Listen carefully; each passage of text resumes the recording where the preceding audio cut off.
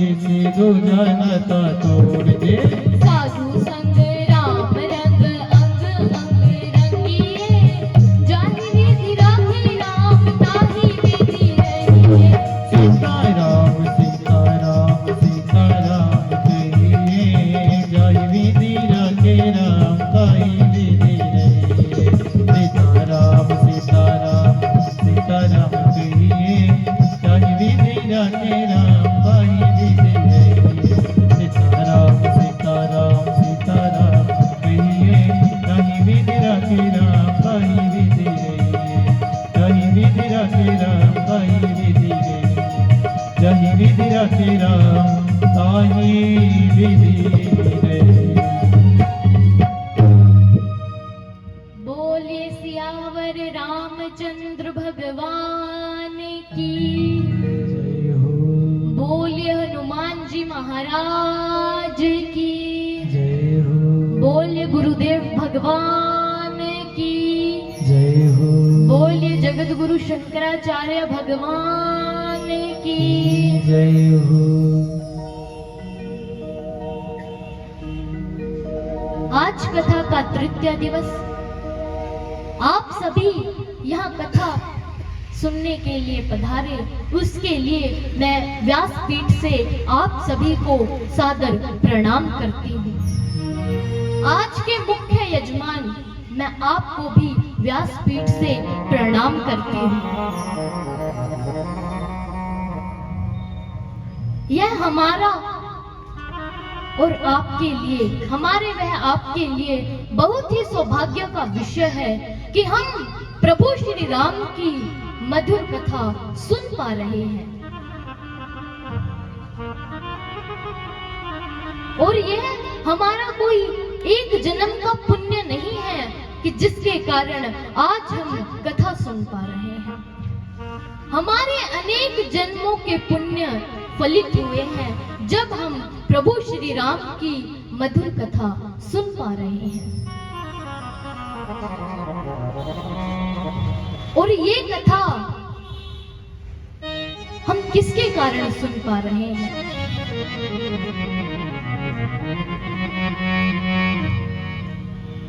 ये कथा भगत धर्मवीर जी के कारण आज हम सुन पा रहे हैं, क्योंकि कितना सुंदर उन्होंने निर्णय लिया प्रभु श्री राम की मधुर कथा कराने का।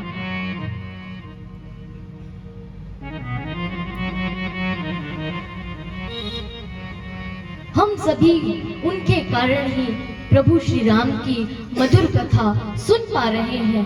मैं उनको भी व्यासपीठ से प्रणाम करती हूँ। वे उनके पूरे परिवार को जो इस कथा में इतनी सेवा कर रहे हैं, मैं आप सभी को व्यासपीठ से सादर प्रणाम करती हूँ।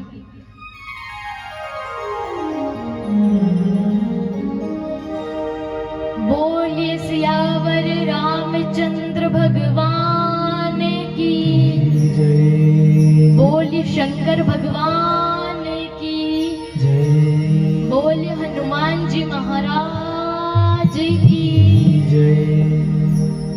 गोस्वामी जी कहते हैं, जानी प्रिय आदरु अति कीना, जानी प्रिय आदरु अति कीना, काम भाग आसनु हरि दीना, काम भाग आसन हरि दीना, कथा जो सकल लोक हितकारी, कथा जो सकल लोक हितकारी, सोहि पूजन चह शैल कुमारी, सोई पूछन चह शील कुमारी, जय सिया राम जय जय सिया रामा, जय सिया राम जय जय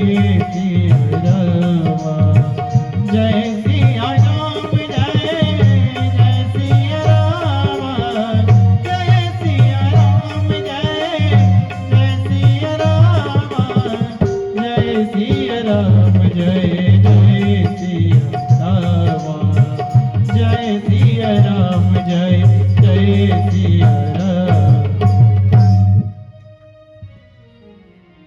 आज पार्वती जी को भला अवसर मिल गया। सुंदर श्रृंगार करके शंकर जी के पास गई है। आज गोस्वामी जी ने वही स्वागत किया है जो कुंभज ऋषि के आश्रम में जाते समय किया था।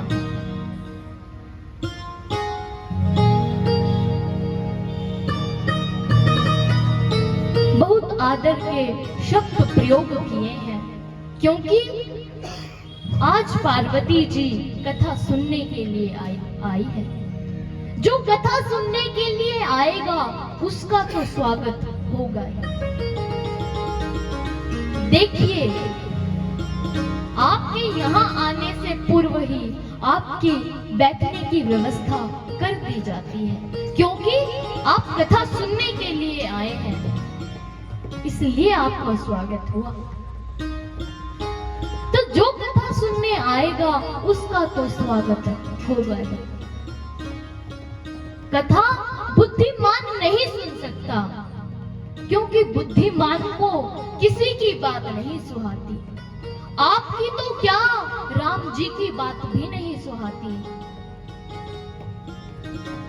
क्योंकि बुद्धि चंचलता का प्रतीक है। चंचल मन कभी कथा में नहीं बैठ सकता। कथा को तो स्थिर मन ही सुन सकता है।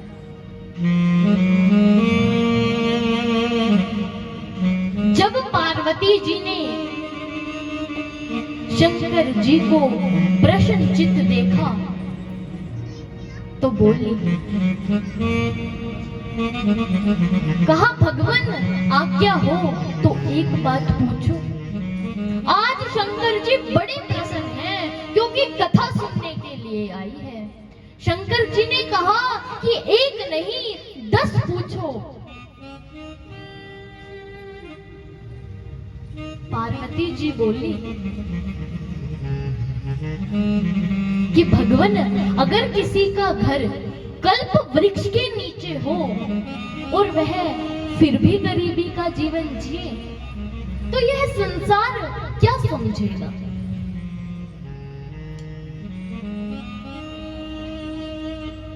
शंकर जी ने कहा, देवी ये पहेलियां मत सुनाओ, सीधे सीधे बोलो क्या चाहती हो। पार्वती जी बोली, भगवान आप तो सब जानते हैं, आपसे कुछ छिप नहीं सकता। आपको तो यह पता ही है कि मैं गत जन्म में आपकी पत्नी थी, सती मेरा नाम था। हम कथा सुनने के लिए कुंभज ऋषि के आश्रम में गए थे। वहां आपने तो कथा सुनी, लेकिन मैंने नहीं सुनी, और मैं प्रभु की परीक्षा लेने चली गई। इस अपराध में आपने मेरा 87,000 वर्ष का त्याग कर दिया था।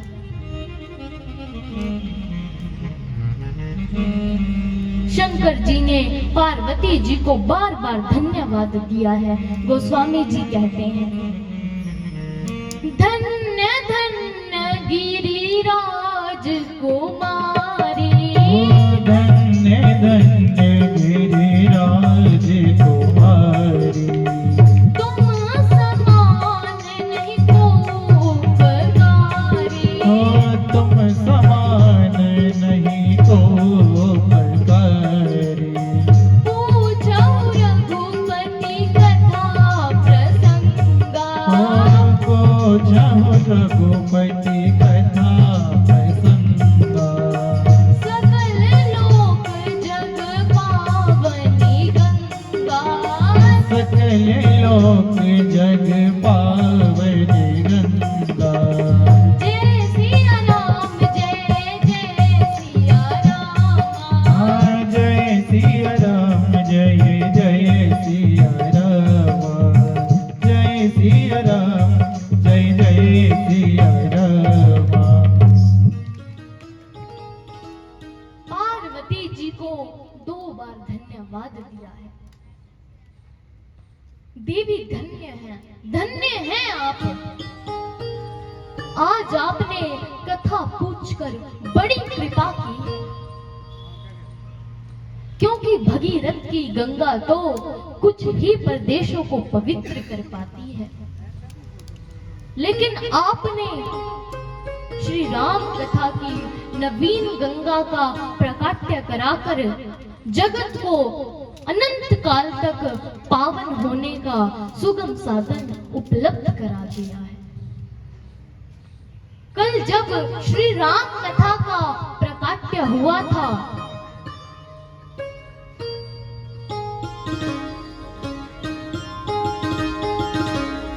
तो ऋषि के मुख से हुआ था।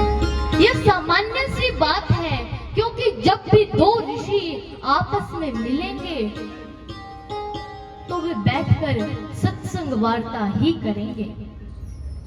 लेकिन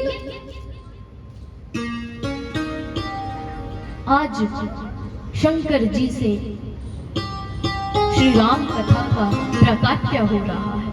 शंकर जी की गृहस्थी कितनी उच्च है, कितनी महान है, क्योंकि जब भी पति पत्नी एकांत में बैठते हैं तो वे अक्सर काम की चर्चा ही करते हैं। लेकिन जिन परिवारों में पति पत्नी एकांत में बैठकर भगवत चर्चा करते हैं, उन परिवारों में जन्म लेने के लिए देवता भी लालायित रहते हैं।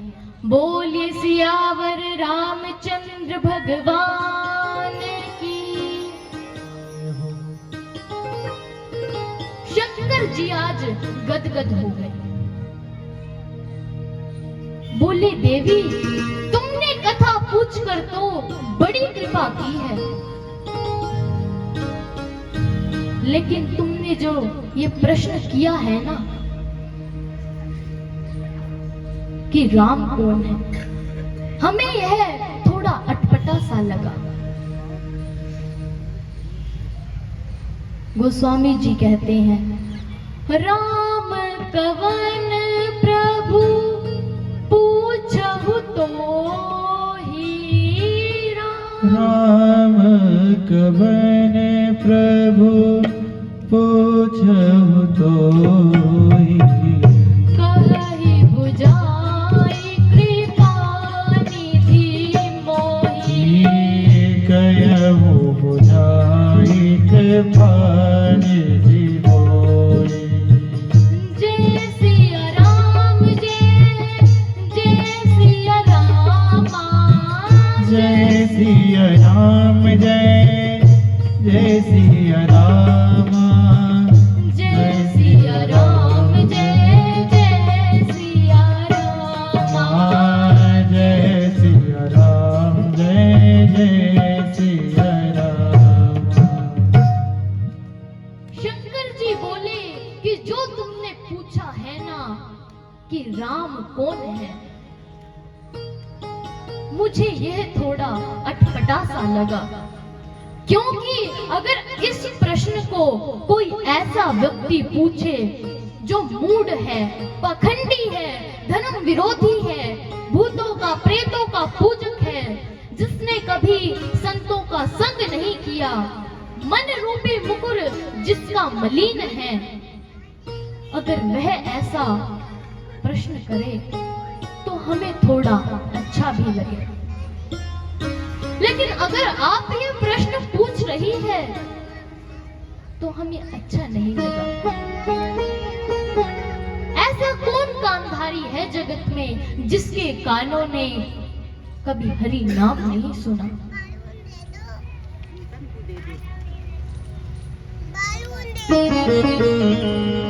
श्री राम कथा क्या है? श्री राम कथा तो कलयुग के पाप को काटने के लिए कुल्हाड़ी के समान है। देवी तुमने पूछा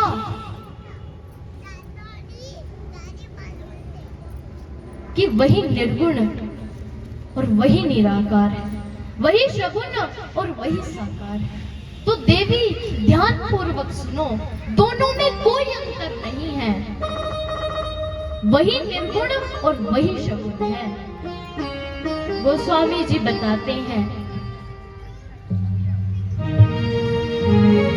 जब जब होई धर्म के हानि, जब जब होई धर्म के हानि, बाढ़हि असुर अधम अभिमानी, बाढ़हि असुर अधम अभिमानी, जब तब प्रभु धरि विविध शरीरा, तब धरि प्रभु विविध शरीरा, हरहि कृपा निधि सज्जन पीरा, हरहि कृपा निधि सज्जन पीरा।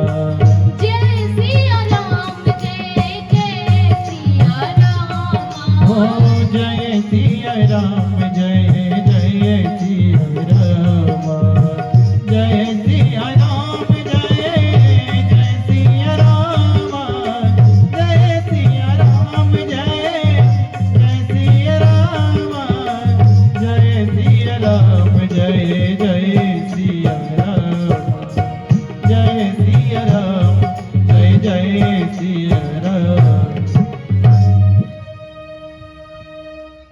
जब जब धर्म की हानि होती है, अधर्म, अन्याय, अनाचार इस सीमा तक बढ़ जाए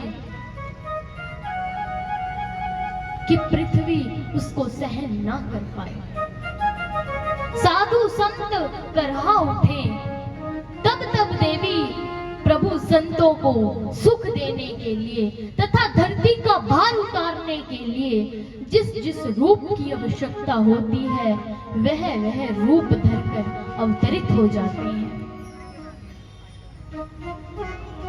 तो देवी, मैं प्रभु के अवतार के कुछ कारण तुम्हें बताता हूं। अनेक कारणों में से कुछ की चर्चा कराता हूं। देवी, केवल यही कारण मत समझ लेना, प्रभु के तो अवतार लेने के बहुत से कारण हैं, लेकिन उनमें से कुछ की चर्चा करा रहा हूं। ध्यान पूर्वक सुनना।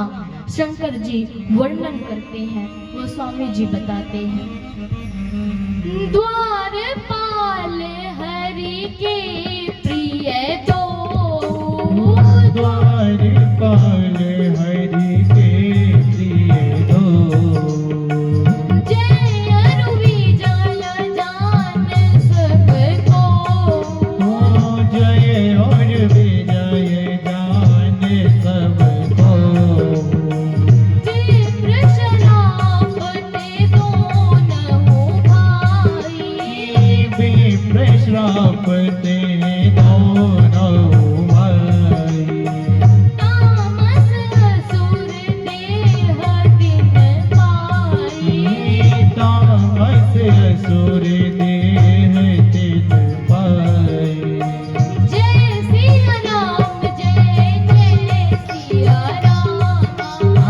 जय सिया राम, जय जय सिया राम, जय सिया राम, जय जय सिया राम।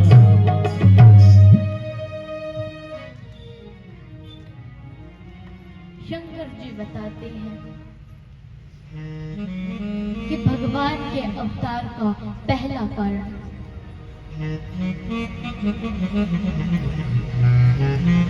सनकादिक ऋषियों की इच्छा हुई कि प्रभु के दर्शन किए जाए।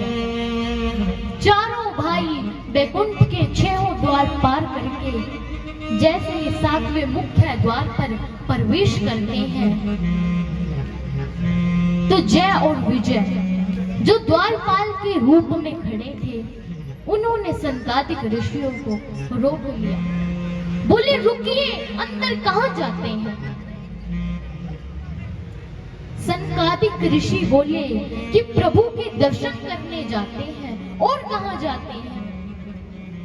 द्वारपाल बोले, सीधे सीधे बिना हमारी अनुमति के, ये कैसे संभव है? जब हम द्वार पर खड़े हैं तो पहले आपको हमसे अनुमति लेनी चाहिए। सनकादिक ऋषि बोले कि आज तक तो किसी ने नहीं रोका, लेकिन अब क्या हो गया? द्वारपाल बोले अब नियम बदल गए हैं। सनकादिक ऋषियों ने क्रोध में आकर दोनों को राक्षस कुल में पैदा होने का श्राप दे दिया। वही दोनों द्वारपाल त्रेता युग में रावण और कुंभकर्ण हुए। दूसरा कारण बताते हैं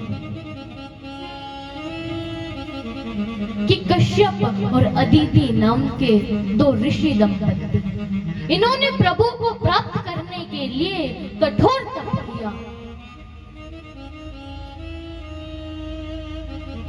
प्रभु ने अवतरित होकर इन्हें आशीर्वाद दिया कि मैं आपके घर में पुत्र रूप में अवश्य आऊंगा। तो एक कल्प में कश्यप और अदिति दशरथ और कौशल्या हुए, भगवान इनके घर में पुत्र रूप में आए। तीसरा कारण बताते हैं कि एक जलंधर नाम का बड़ा भारी भयानक राक्षस, भगवान ने इसको मारने के निमित्त धोखे से इसकी पत्नी वृंदा के पति व्रत को भंग किया। वृंदा ने क्रोध में आकर प्रभु को श्राप दे दिया और भगवान को एक अवतार और लेना पड़ा। भगवान बोले कि देवी, एक बार नारद जी ने भी भगवान को श्राप दिया था। पार्वती जी बोली, गोस्वामी जी कहते हैं, गिरिजा चकित भई सुनी वाणी, गिरिजा चकित भई सुनी वाणी, नारद विष्णु भगत मुनि ज्ञानी, नारद विष्णु भगत मुनि ज्ञानी, कारण कवन श्राप मुनि दीना, कारण कवन श्राप मुनि दीना, का अपराध रमापति कीना, अपराध रमापति कीना।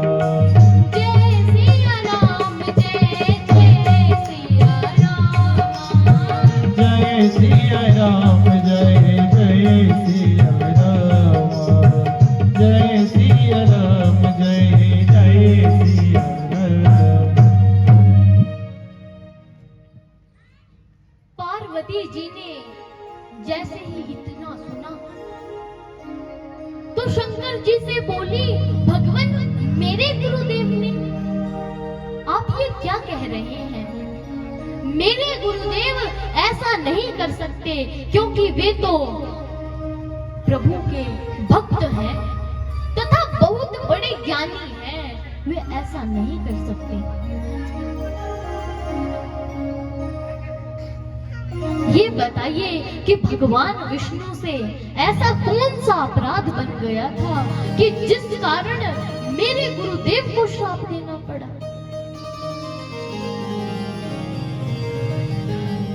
पार्वती जी को अपनी गुरु निष्ठा पर, गुरुदेव के आचरण पर कितना अटूट विश्वास है। कह रही है कि भगवान से ऐसा कौन सा अपराध हुआ था। बोली, सारे प्रसंग को विस्तार से सुनाइए। गोस्वामी जी विस्तार से वर्णन करते हैं। गोस्वामी जी कहते हैं, यह प्रसंग मोहि कहु पुरारी, यह प्रसंग मोहि कहु पुरारी, मुनि मन मोह आचरज भारी, मुनि मन मोहे आचरज भारी। जय सिया राम, जय जय सिया राम,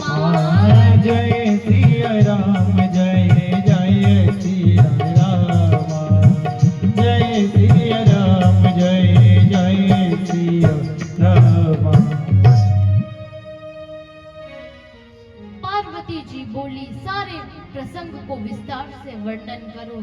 अब गोस्वामी जी विस्तार से वर्णन करते हैं। कहते हैं कि नारद जी को एक श्राप लगा है कि वह एक घड़ी से अधिक कहीं ठहर नहीं सकते, इसलिए घूमते ही रहते हैं। लेकिन जैसे ही नारद जी देवभूमि हिमाचल में प्रवेश करते हैं तो उनके श्राप की गति रुक जाती है। नारद जी ने सोचा कि चलो बैठकर भजन करना चाहिए। गोस्वामी जी कहते हैं, सुमिरत हरहि श्राप गति बाधी, सुमिरत हरि रात गति बाधी, सहज विमल मन लागी समाधि, सहज विमल मन लागी समाधि। जय सिया राम जय जय सिया राम, जय सिया राम जय जय सिया राम, जय सिया राम जय जय सिया राम। नारद जी समाधि में बैठ गए। जैसे ही इंद्र को पता चला कि नारद जी की समाधि लगी है तो डरने लगा, सोचने लगा कहीं नारद जी मेरी सत्ता तो नहीं लेना चाहते। संतों की शक्ति से सत्ता सदा ही भयभीत रहती है।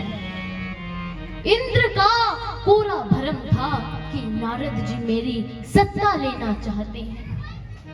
इंद्र ने तुरंत कामदेव को बुलाया, कहा कामदेव जो करना पड़े वो करना, लेकिन कैसे भी नारद जी की समाधि को भंग करो। नारद जी की आज्ञा से कामदेव नारद जी के पास आता है। इंद्र ने समझाकर भेजा है कि जो करना पड़े वो करना।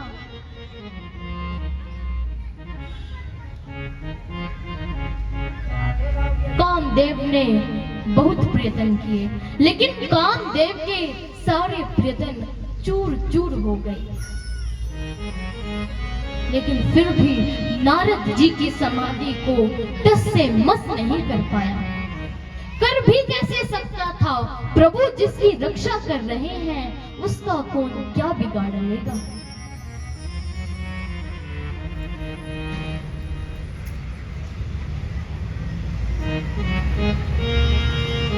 बाद में नारद जी के ऊपर कामदेव ने अमोघ बाण का प्रयोग किया।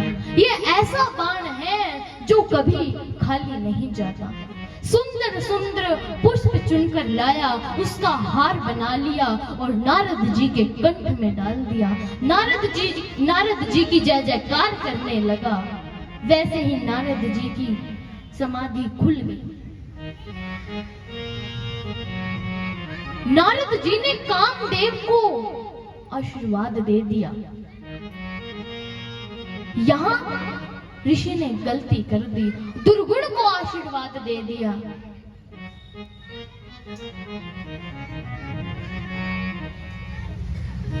नारद जी को लगा कि मैंने तो कामदेव को जीत लिया, लेकिन असली बात तो ये थी क्योंकि कामदेव डर रहा था।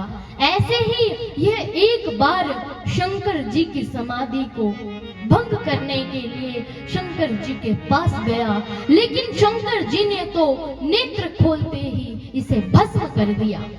आज भी कामदेव को ऐसा ही लगा कि कहीं नारद जी भी ऐसा ही ना कर दे, तो इसलिए डरने लगा। अब नारद जी अपनी प्रशंसा करने शंकर जी के पास जाते हैं। नारद जी से रुका नहीं गया। शंकर जी के सामने अपनी प्रशंसा कर रहे हैं कि मैंने कामदेव को जीत लिया।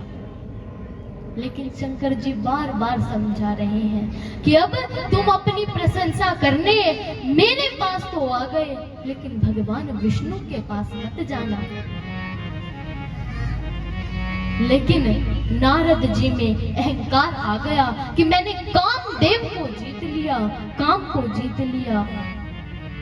अहंकारी व्यक्ति का कैसा स्वभाव है कि अपनी प्रशंसा करे बिना रुका नहीं जाता। आज नारद जी की भी वही दशा है। पहुंच गए भगवान विष्णु के पास। क्षीर सागर में वीणा का स्वर गूंज रहा है, केवल एक ही स्वर, श्रीमन नारायण नारायण हरि हरि। श्रीमन नारायण नारायण श्रीमन नारायण नारायण हरि हरि। श्रीमन नारायण नारायण तेरी लीला सबसे न्यारी न्यारी हरि हरि। तेरी लीला सबसे न्यारी न्यारी श्रीमन नारायण नारायण हरि हरि। श्रीमन नारायण नारायण चंद्रा नारायण नारायण हरि हरि। चंद्र नारायण नारायण सूर्य नारायण नारायण हरि हरि। सूर्य नारायण नारायण भजमन नारायण नारायण हरि हरि। नारायण नारायण श्रीमन नारायण नारायण हरि हरि। श्रीमन नारायण नारायण श्रीमन नारायण नारायण हरि हरि। श्रीमन नारायण नारायण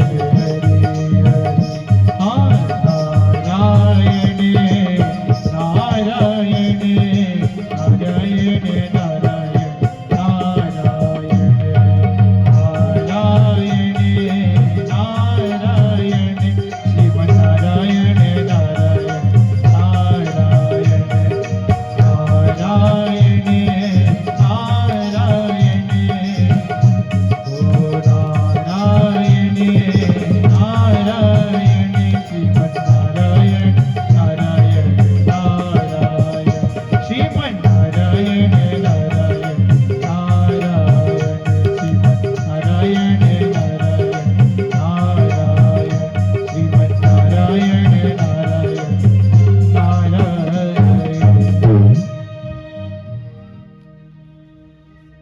श्रीमन नारायण नारायण नारायण शब्द जब भगवान विष्णु ने सुना तो लक्ष्मी जी से बोले कि लक्ष्मी जी, मुझे लग रहा है कि मेरा नारद आ रहा है।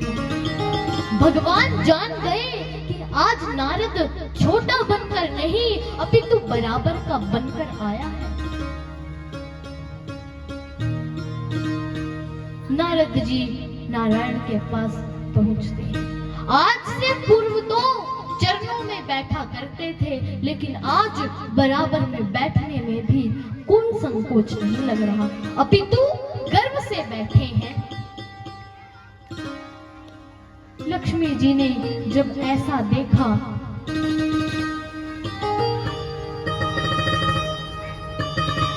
तो प्रभु से पूछने लगी, ये भगवान, आज आप ऐसी कौन सी लीला कराना चाहते हो कि आज नारद को आपने अपने पास बिठाया है? लेकिन भगवान विष्णु को तो चिंता हो गई, क्योंकि भगवान विष्णु नारद जी के साथ खेल भी चाहते हैं और उनकी सुरक्षा भी चाहते हैं। नारद जी ने अपनी प्रशंसा भगवान विष्णु से और चल दिया जगत की ओर। जगदीश को छोड़कर जगत की ओर जा रहा है। जब मनुष्य जगत को छोड़कर, जगदीश को छोड़कर जगत की ओर जाता है, तब उपहार उपहास के पात्र बनता है। नारद जी भगवान विष्णु से विदा लेकर जगत की ओर जा रहे हैं। अब मार्ग में देखते हैं कि इतने सुंदर सुंदर नगर, बड़े बड़े मंडप, सभी नागरिक सज धज कर घूम रहे हैं। तो किसी व्यक्ति से पूछ लिया कि यह किस राजा का नगर है, तो बता दिया ये शील निधि राजा का नगर है। उनकी कन्या विश्व मोहिनी, आज उनका स्वयंवर है, उसी की ये सब तैयारियां हैं। विश्व मोहिनी नाम सुनते ही देखने की इच्छा जागृत हो गई। मोहन को छोड़कर मोहिनी अर्थात माया को देखने की इच्छा जागृत हो गई। सोचा देखे तो विश्व मोहिनी कैसी है। अब चल दिए नगर में, माया के जाल में प्रवेश कर दिया। कई बार हम भी माया में उलझ जाते हैं, लेकिन हमें माया में नहीं उलझना, माया के जाल से बचना है, माया से दूर रहना है। तो एक बड़ा ही सुंदर भजन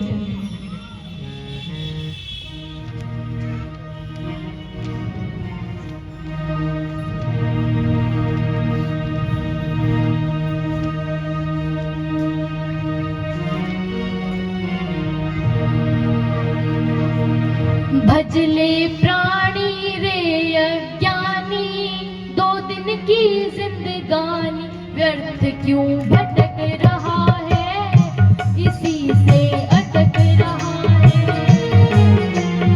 भजले प्राणी रे अज्ञानी, 2 दिन की जिंदगानी व्यर्थ क्यों भटक रहा है, इसी में उलझ रहा है। भजले प्राणी रे अज्ञानी, 2 दिन की जिंदगानी व्यर्थ क्यों भटक रहा है, इसी से अटक रहा है। भजले प्राणी रे अज्ञानी, 2 दिन की जिंदगानी व्यर्थ क्यों भटक रहा है, इसी में अटक रहा है।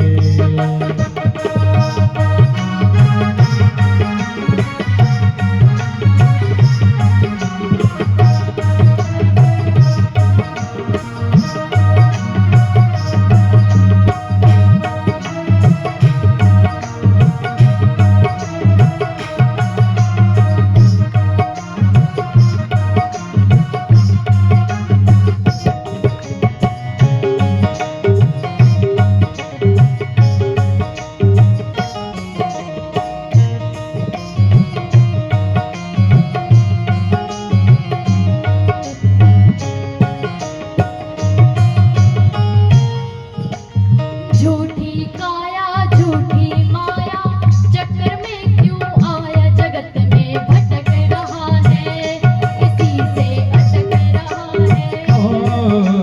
झूठी काया झूठी माया, क्यों आया जगत में भटक रहा है, क्यों तू भटक रहा है। भजले प्राणी रे अज्ञानी, 2 दिन की जिंदगानी व्यर्थ क्यों भटक रहा है,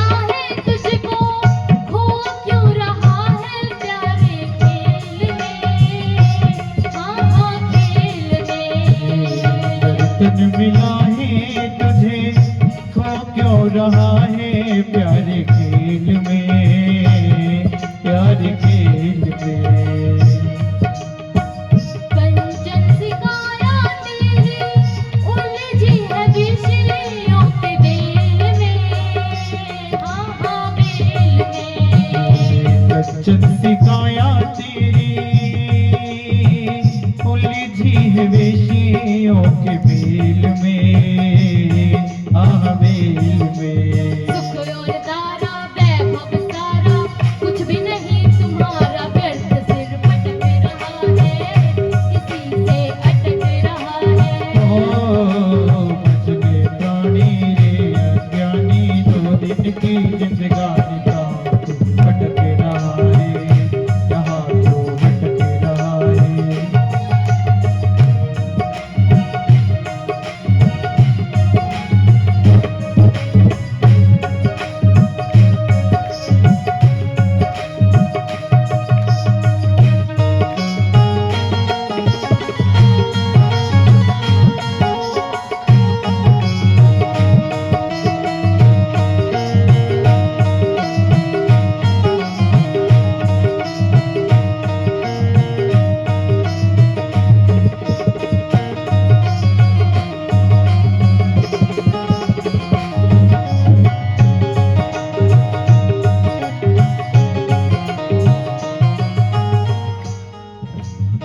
चंचल गुमानी मन अब तो जन्म को सवार ले, हाँ सवार ले।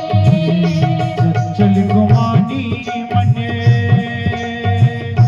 अब तो जन्म को संवार ले, हाँ संवार ले।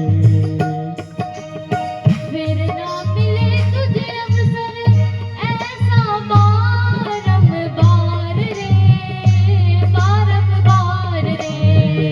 फिर ना मिले अवसर ऐसा बारंबार रे, बारंबार रे। रे अज्ञानी तज नादानी, भजले सारंग प्राणी, इसी से अटक रहा है, से अटक रहा है।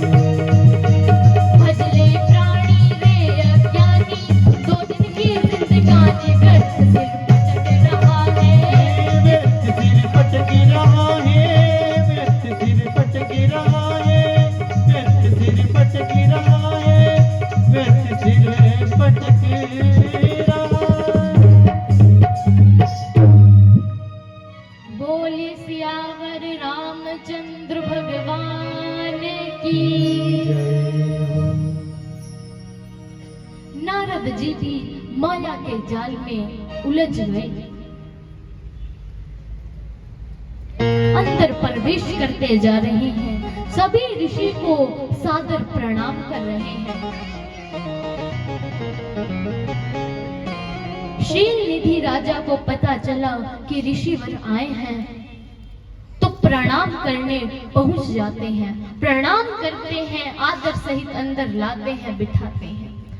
फिर अपनी कन्या को बुलाते हैं, कहते हैं ये मेरी कन्या विश्व मोहिनी, आज इसका विवाह है, स्वयंवर है, तो आप इसके हाथ की रेखाएं देखकर बताइए कि बिटिया का पति कैसा होगा। नारद जी ने जैसे ही विश्व मोहिनी के स्वरूप को देखा तो बहुत देर तक मुख को ही निहार रहे हैं।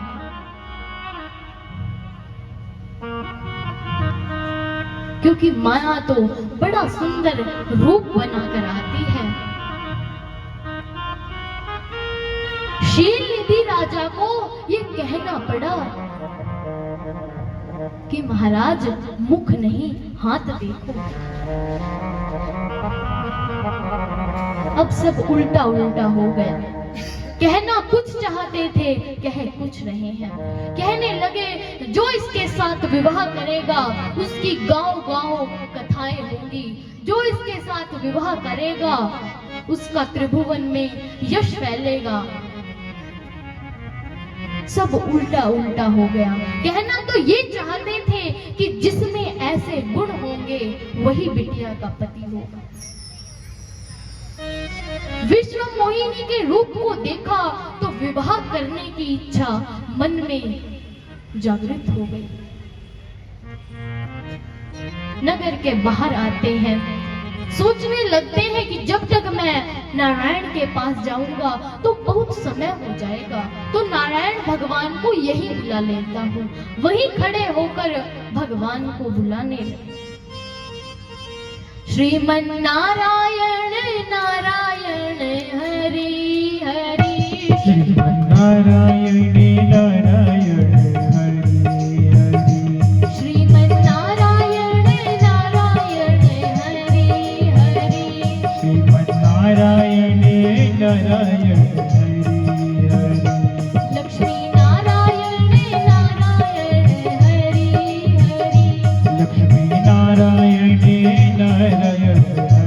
हरि, श्रीमन नारायण नारायण हरि हरि, श्रीमन नारायण नारायण हरि हरि, श्रीमन नारायण नारायण हरि हरि,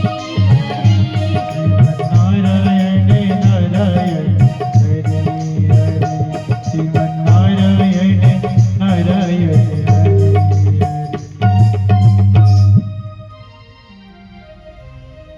भगवान नारायण से नारद जी बोले कि मैं विवाह करना चाहता हूँ।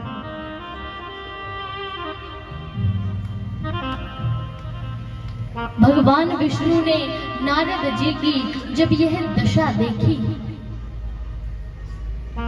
तो नारद जी से बोले कि कल तो तुम कहते थे मैंने कामदेव को जीत लिया, लेकिन आज तुम्हें क्या हो गया?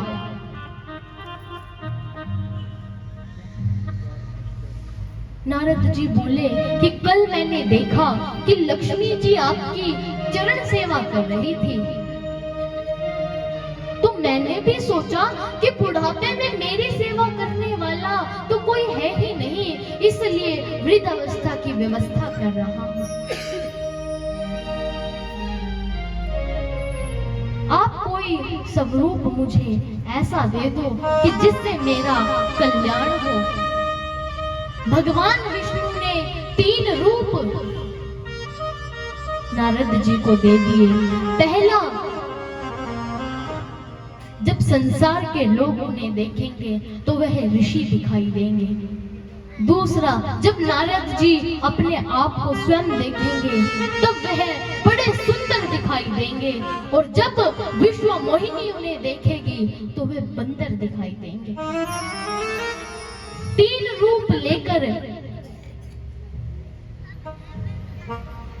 नारद जी स्वयंवर में जा रहे हैं और ये सोचते जा रहे हैं कि आज मेरा विवाह हो जाए तो मैं भी नारायण बन जाऊंगा, क्योंकि बाकी तो मेरे अंदर सब गुण हैं, बस एक लक्ष्मी जी की कमी है, क्योंकि न से नारद और न से नारायण। अगर मेरा विवाह हो जाए तो मैं भी नारायण बन जाऊंगा।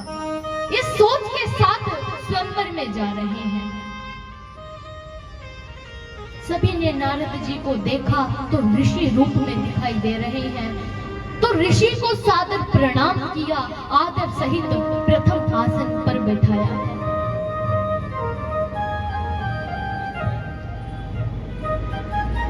अब शंकर जी के 2 गण भी नारद जी के पास आकर बैठ गए। आपस में सुंदर चर्चा करने लगे, कहने लगे, अरे कितना सुंदर स्वरूप है, हमें तो ऐसा लगता है कि विश्व मोहिनी इनके साथ ही विवाह करेगी, बाकी तो किसी और की ओर वह देखे भी नहीं। मुझे तो ऐसा ही लग रहा है कि इनके साथ ही विवाह करेगी। कितना सुंदर स्वरूप है। अब अहंकारी को तो अपनी झूठी प्रशंसा भी बड़ी मीठी लगती है। नारद जी भी बड़े खुश हो रहे हैं, सोच रहे हैं कि मेरे साथ ही विवाह करेगी विश्व मोहिनी। इसी सोच के साथ बैठे हैं। अब विश्व मोहिनी अपनी सखियों के साथ आ रही है, मंगल ध्वनि हो रही है, पुष्प वृष्टि हो रही है, जय जयकार हो रही है।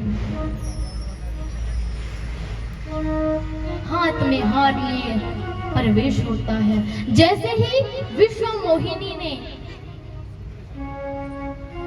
नारद जी को देखा बंदर के रूप में, तो उस पूरी पंक्ति को ही छोड़ दिया। कहा, अरे जब प्रथम आसन पर ही बंदर को बिठाया है तो पता नहीं पीछे कौन कौन बैठे होंगे। उस पंक्ति को ही छोड़ दिया, गए ही नहीं। बार बार नारद जी ऐसी कोशिश कर रहे हैं कि कैसे ना कैसे विश्व मोहिनी मेरी ओर देखे। तो विश्व मोहिनी तो नारायण के पास गई। दूसरी पंक्ति के मध्य में भगवान नारायण राजकुमार के वेश में बैठे थे। तो विश्व मोहिनी भगवान विष्णु के पास गई और उनके कंठ में हार डाल दिया। जय जयकार होने लगी, पुष्प वृष्टि होने लगी। लेकिन जब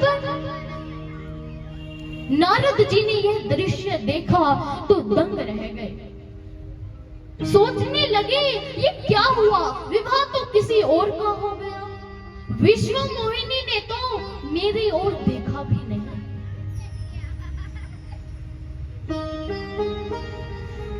नारद जी की ऐसी दशा हो गई कि मानो किसी अति लोभी के हाथ से दन की गांठ छूट गई हो, पसीना पसीना हो गए। मुख धोने के लिए बाहर तालाब के पास आते हैं। जैसे ही नीचे झुकने लगते हैं, पीछे से शंकर जी के दो गण आ जाते हैं। शंकर जी के गण नारद जी से कहते हैं कि अरे क्या हुआ? विवाह कराने आए थे, पहले अपना रूप तो देख लिया होता। विश्व मोहिनी तुम्हारे साथ ही विवाह करे। नारद जी तो पहले ही अपने दुख में दुखी थे। शंकर जी के गणों की बात सुनकर और दुखी हो गए। दोनों गणों को श्राप दे दिया, राक्षस कुल में पैदा होने का। नारद जी बोले, तुम दोनों तो राक्षस ही हो। जो किसी के दुख को देखकर हंसता है वह राक्षस ही तो होता है। दोनों को श्राप दे दिया। अब जैसे ही मुंह धोने के लिए नीचे झुके और तालाब में अपना मुख देखा तो क्रोध में आ गए। कहा, भगवान विष्णु ने मुझे बंदर का रूप दिया। अभी मैं भगवान विष्णु को बताता हूँ। वो क्या समझते हैं कि कोई उन पर बोलने वाला नहीं, जो चाहे मन में आया वही व्यवहार करे। अभी इसका दंड मैं तुम्हें देता हूँ। भगवान विष्णु के पास जाते हैं और भगवान विष्णु को श्राप दे देते हैं।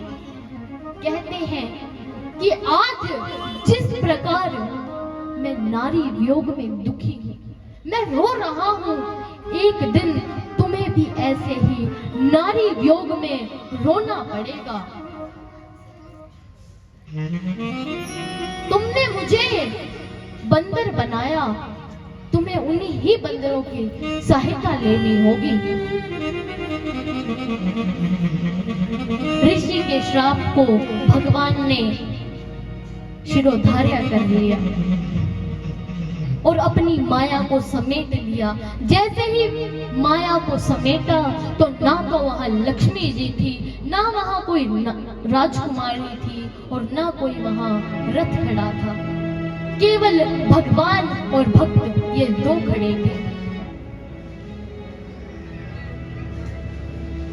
नारद जी ने जैसे ही देखा कि ना यहाँ राजकुमारी है ना यहाँ रथ है, तो गिर गए चरणों में, माफी मांगने लगे। कहने लगे, महाराज मुझे माफ कर दो, भगवान मुझे माफ कर दो, मेरी कोई गलती नहीं, मुझे माफ कर दो। चरणों में गिर गए, रोने लगे।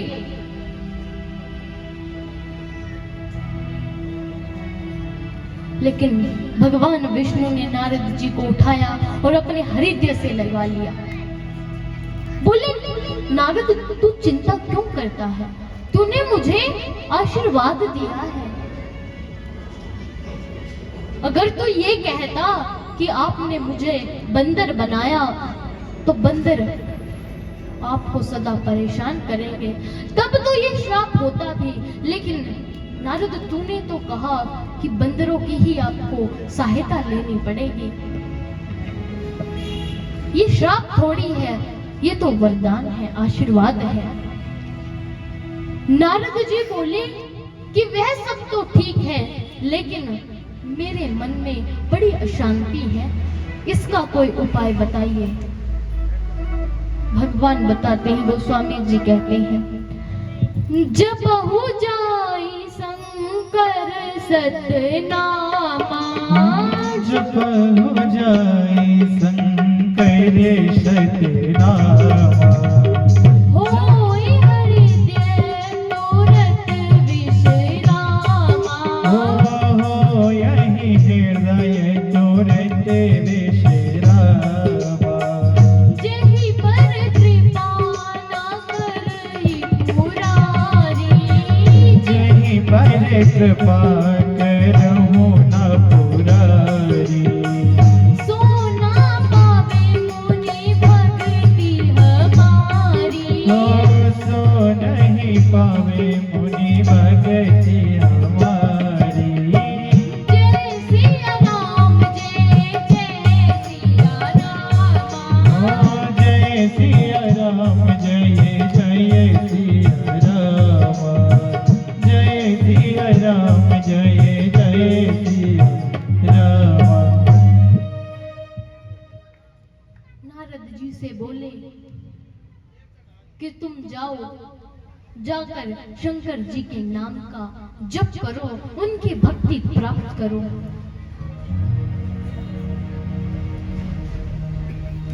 तभी तुम्हें विश्राम हो सकता है, तुम्हारे मन में शांति हो सकती है। क्योंकि जिसके ऊपर शंकर जी की कृपा नहीं होती, वह हमारी भी कृपा पात्र नहीं होता। जाओ, तुम शंकर जी की भक्ति प्राप्त करो। अब नारद जी आते हैं और शंकर जी के जाप में बैठ जाते हैं। बोलिए शंकर भगवान की, बोलिए